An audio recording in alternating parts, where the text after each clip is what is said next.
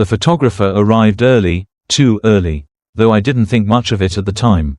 He moved with the quiet confidence of someone who had done this before. Someone who was used to making others look good without ever being seen himself. He had a low voice, steady hands, and the kind of non-presence that professional event people often possess, there. But not quite there. She introduced him. "He's great," she said, "worked with a few fashion brands. Super sharp eye. You'll like his stuff." I nodded, shook his hand. It was cool, dry, brief. He offered a tight smile. The kind you give when you're not there to make friends. Just to do a job. I didn't ask how they knew each other. I assumed it was through her work. She was always making connections. Always bumping into someone at some gallery or showroom or brunch I didn't attend. He unpacked his gear efficiently. Tripod, lenses, flash diffusers, batteries. She hovered near him, suggesting where to shoot, gesturing toward corners of the living room I'd never paid attention to. "That angle's great with the light," she said, "and maybe something over here by the mirror. It'll double the space." He nodded, adjusted his stance, aimed the camera. They spoke in shorthand, ISO, aperture, bounce. She knew the lingo better than I expected. I was stringing lights at the back deck, watching through the glass as she pointed out details like she was directing a scene. Her hand brushed his shoulder once. Just a quick, unconscious touch as she leaned past him to move a lamp. I remember thinking she looked alive, energized in a way I hadn't seen in a while. But I told myself that was a good thing, that it meant she was excited, that this party, this night, still meant something to her. The guests started arriving around dusk. The house slowly filled with warmth, with overlapping voices, the clink of ice settling into glasses. Laughter ricocheted off the walls like it had been waiting months to escape. The photographer glided through it all, capturing candid smiles, half-posed hugs, drinks mid-toast. He never intruded, only observed, and I admired that. It takes skill to disappear into a room full of people and still collect its most human moments. But he didn't just disappear. Not when it came to her. He took more photos of her than anyone else. I noticed, not at first, but eventually. He circled back to her the way a bee returns to the same flower. Again and again, she didn't seem to mind. In fact, she seemed to bloom under his lens. There was one moment that still burns in my memory, the moment she kissed my cheek. We were standing near the cake. Someone had just made a joke. She leaned in, laughed, and kissed me, and he caught it. I heard the shutter click. The flash illuminated us both in that instant, as if we were the centerpiece of something beautiful. But it wasn't the kiss that stayed with me. It was the way she glanced sideways immediately after, toward him. Just a flick of the eyes. A second. But something in it felt choreographed. Like the moment hadn't been for me. It had been for the camera. For him. Later that evening, I walked past him while he was checking shots on his small LCD screen. The image of her kissing me was there. Paused, her expression almost angelic in its gentleness. But what struck me was the frame after, the one where she looked away. Toward the photographer. Her smile didn't fade. It changed, softened, not like a woman in love. Like a woman seen. I should have asked questions. I should have paid closer attention. But we tell ourselves stories in real time to keep the party going. We silence our instincts so we don't ruin the moment. Especially moments we've worked hard to create. And this was my night. My birthday. My home. And in the middle of it, I felt proud, loved, celebrated. Even as a man I barely knew kept capturing memories of a woman I thought I understood. She stood next to me that night, radiant in the soft dress she'd chosen weeks in advance, laughing with our friends, squeezing my hand as the cake was brought out. But in every flash, something else was being illuminated. A narrative that wasn't mine. A truth that would later develop like film left too long in the dark. I didn't know then what he had captured. But he knew, and maybe, so did she. A week passed. It's strange how time moves after a party. The house feels too quiet, too neat, as if the furniture itself is waiting for someone to say something. The echo of laughter fades. But not the energy. You step over invisible footprints. You replay fragments in your head, the smell of wine, the flicker of candles, the way someone laughed just before the toast. I had been waiting for the photos. Not obsessively, but with a quiet anticipation. I wanted to see what he saw. I wanted to experience the night again from someone else's lens. So I messaged him, "Hey, just checking in, any update on the photos?" He replied within 10 minutes. "Exporting the full album now. Sending it your way tonight." Straightforward, no emojis, no delay, efficient, like everything else about him. That evening, after dinner, I mentioned it to her. He said the photos are coming tonight. She looked up from her tea. Really? He didn't already send them? I shook my head. Not yet. She smiled. A small one. Too small. Then she said something I didn't expect. "Tell me when they come in. I want to see how bad I looked." It was meant to be self-deprecating, but the way she said it felt rehearsed. And she didn't look at me when she said it. Her eyes stayed on the mug in her hands, swirling the spoon slowly as if the answer to something waited at the bottom. At 10:47 p.m., the email arrived. Subject: full_export_uncut.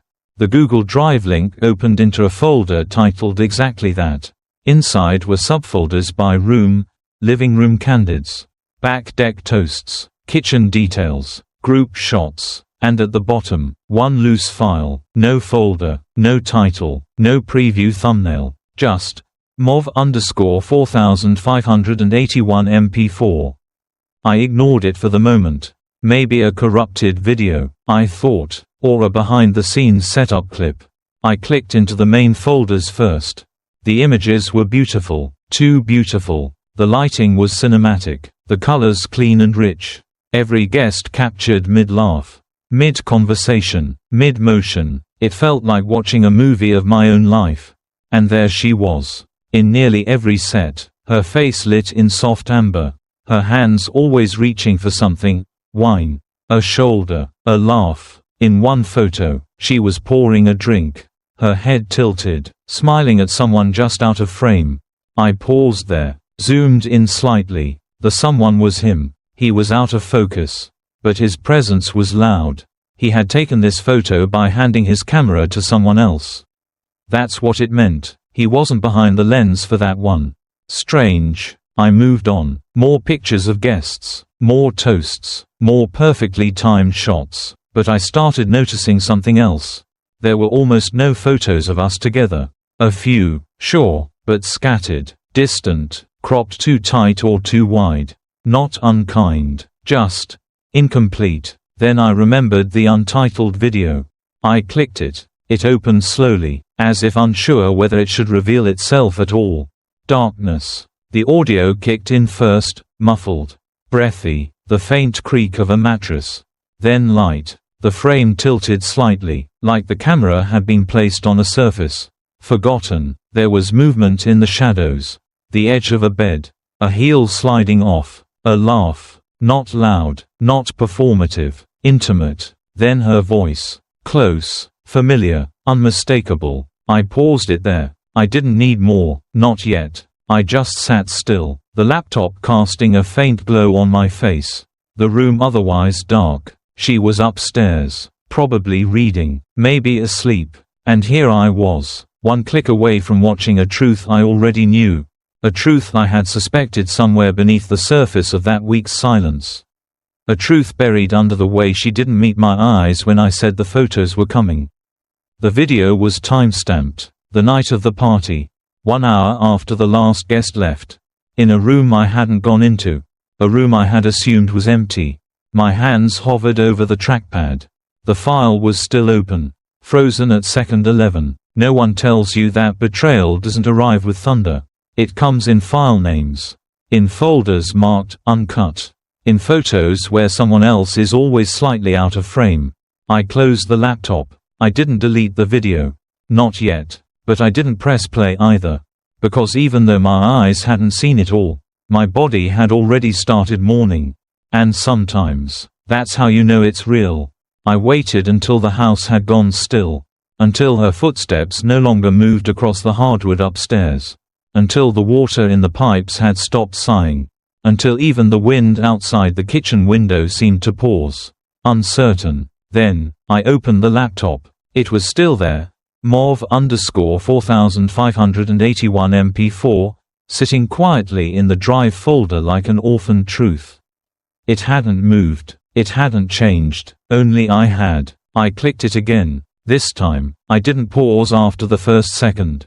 I let it play. The opening was dark, nearly black. The only light came from somewhere off-screen, soft and intermittent, possibly the dim hallway sconce through an open doorway. The lens adjusted, the frame shifting slightly, and then a body crossed briefly into view.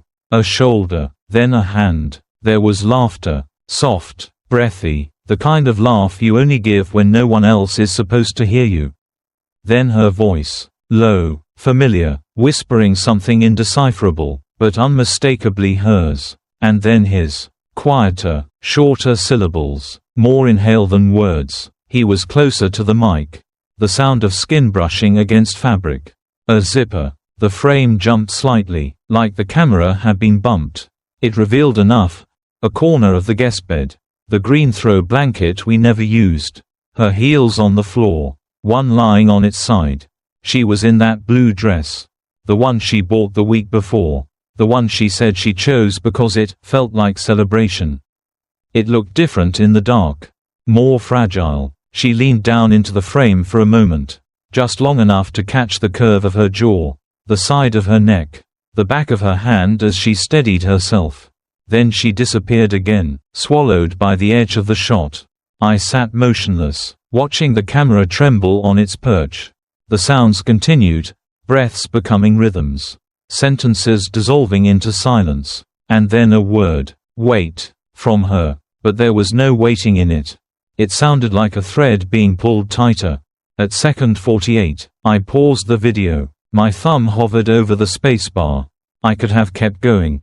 I could have watched every second, documented every detail, let the full ugliness unfold.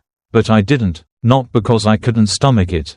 Because I already knew. Everything about this was familiar, not in its specifics, but in its tone, in the way she sounded when she wasn't pretending, in the way his voice curved around her name like it had practice.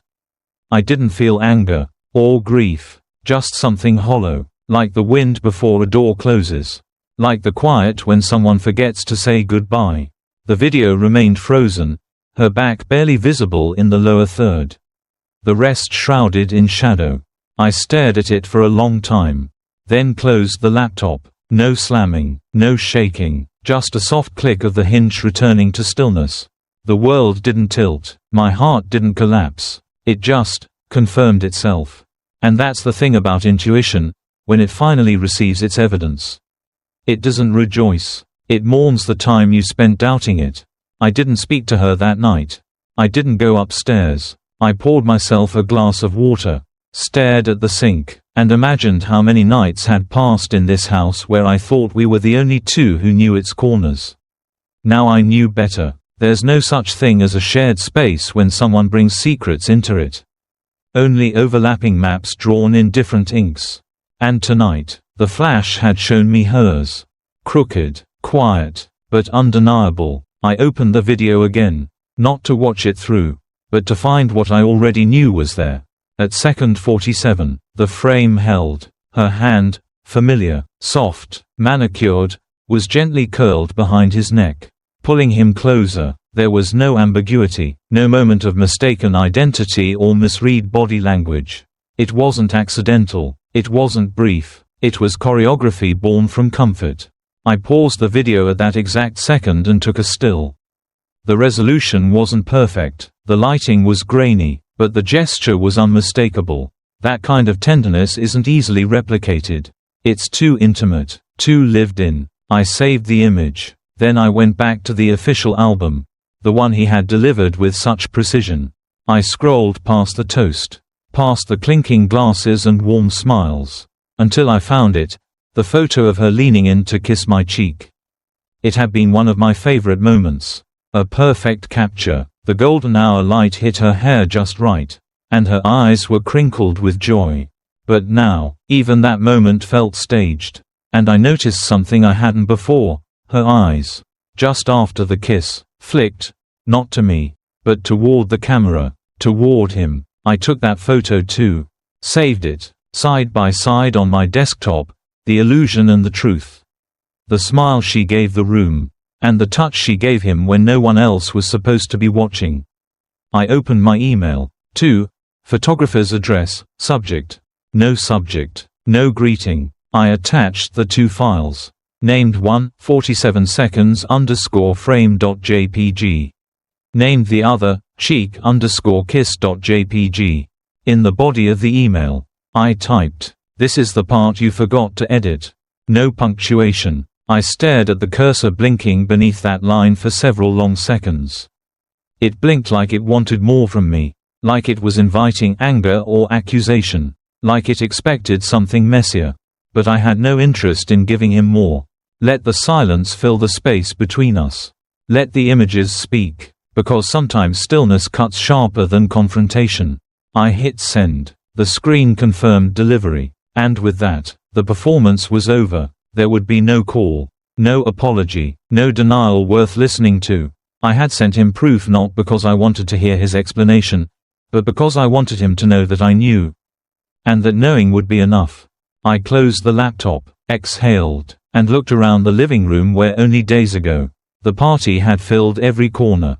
Now, the air felt still, as if the house, too, was holding its breath. Upstairs, she was brushing her teeth, or reading, or planning what came next. She didn't know what I had sent, but she would feel it.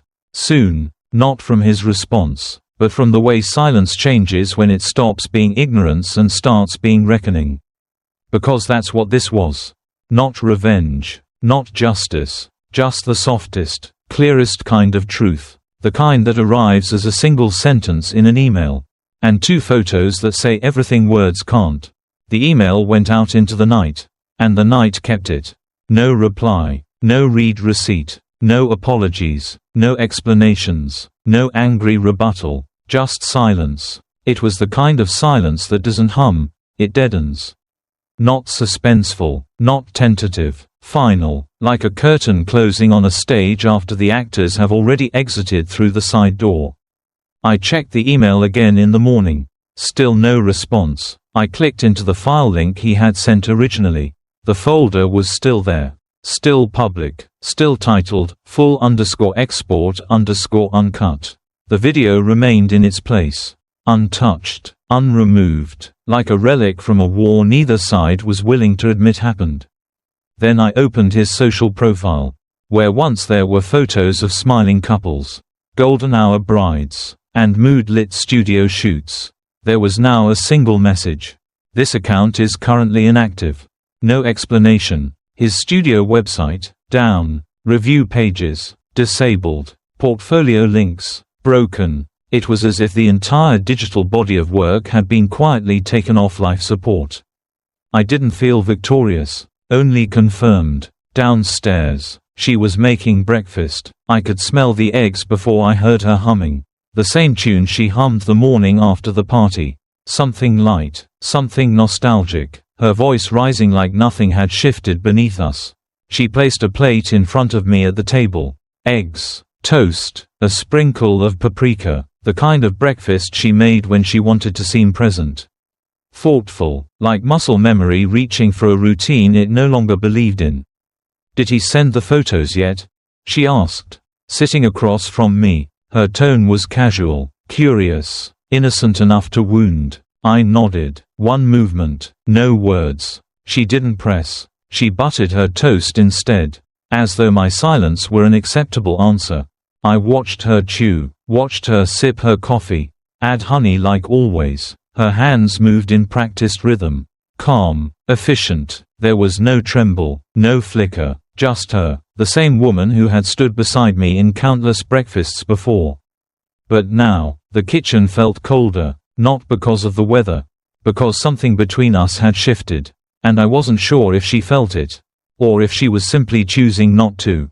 My mind wandered back to the video. Not the whole of it, just the sound, the laugh, the breath, the moment the truth stopped being abstract and started having a timestamp. She didn't know I had seen it. Not yet. But I looked at her now the way people look at abandoned rooms. Like something used to live there. There was no storm inside me. No shouting voice. No need to flip the table or demand confessions. That phase had passed quietly. Somewhere between second 47 and the closing of the laptop. Now there was only the echo. The kind of internal echo that fills a space once grief has folded into numbness. She smiled at something in the newspaper. Pointed at a comic strip. "This one's stupid," she said. I glanced down. Laughed softly. Not at the comic. At the surrealness of it all. Of sitting across from someone who didn't yet realize that her truth was already on the record. She looked up. Met my eyes for a second. Then looked away too quickly. She felt it. Somewhere beneath the routine. She knew. Not the details. Not the screenshot. Not the line I had written to him. But the silence. She knew it had changed. It was no longer the comfortable kind shared between two people who don't need to speak. It was the kind of silence that comes after the last word's already been said. Even if neither of us had spoken it aloud. Breakfast ended like any other morning. Plates cleared. Coffee sipped to its dregs. Chairs tucked in. A goodbye kiss that never came. I stood for a long moment by the sink. Staring out the window at nothing. I thought about the folder still sitting online. About the image frozen at second 47. About how some betrayals don't yell. They don't leave lipstick or perfume or fingerprints. Some betrayals are quiet. They exist in the soft frame behind a smile. In the hesitation before an answer. In the way someone avoids asking if something's wrong, because deep down, they already know. And still, we go through the motions. Because routine is easier than reckoning. But not for much longer. I never shared the video. Not with friends. Not with family. Not even with the version of myself that once would have needed to scream it into the world. I didn't want vindication, or sympathy, or spectacle. I didn't want the kind of vengeance that feels good for a moment and then rots in your hands. What I wanted, what I needed, was clarity. So I saved the video. Labeled it simply, unedited. I didn't back it up to the cloud. Didn't lock it behind encryption. I just attached it to an email addressed to myself. Not the email I use for work. Not the one I share with her. The old one. The one from college that still ends in .edu. The one where I used to get alerts about internships and student discounts. The inbox where I once received her first message. Subject: thought of you when I saw this. I typed in the address. Attached the file. No message in the body. No context. Just the file and the act of sending it. As if to say, here. Hold this. Archive this moment somewhere no one can touch it. Not for revenge. Not for evidence. But for memory. For truth. I hit send. And it left. The small whoosh of transmission was the only sound in the room. And that's when I understood something I hadn't until now. Sometimes. Light doesn't come from the flash of a camera. It doesn't come from confrontation or confession. It comes from stillness, from the unwavering gaze we finally cast on the thing we were once too afraid to see clearly. She didn't know I'd done it. She was upstairs again, folding laundry, planning dinner, clicking through the week like nothing had shifted. But she knew something had gone quiet. Not in the house, in me. I walked through the rooms one last time. Not to say goodbye, but to see the space for what it was now. A set, a backdrop, a beautifully designed illusion. Every frame of this house had once felt like us. Now, it felt like the echo of us. A memory of something I kept trying to retake. But you can't retake what was never fully there. In the hallway, I paused by the photograph we'd framed together, her holding my face. Eyes closed, laughing. We used to say it captured pure joy. Now I saw something else in her smile. Something too deliberate, like a woman who knew exactly where the camera was. I didn't take the photo down. I didn't need to, because walking away means understanding that truth doesn't live in frames. It lives in what happens after. I grabbed my keys, my bag, no suitcase, no boxes, just the essentials. I didn't want to pack my life. I just wanted to reclaim it. At the door, I paused. She called from the kitchen. Are you heading out? I didn't answer. Not out of cruelty, but because no sentence felt honest enough. No sentence could capture what it means to finally see clearly. I stepped outside. The air was sharp with spring. Honest, the kind of clean that only comes after something dies and something new begins. The sunlight hit my skin. Not the filtered kind that passes through curtains, but full light, the kind that doesn't ask permission. And I walked, not with heaviness, but with vision, because in the end, this wasn't about the footage. It wasn't about what she did or didn't confess. It wasn't even about the betrayal. It was about the moment I stopped needing darkness to define my story. Camera with flash, what hides in the shadows always finds its way to light. Eventually, I didn't turn around, because I wasn't leaving in anger. I was arriving in truth.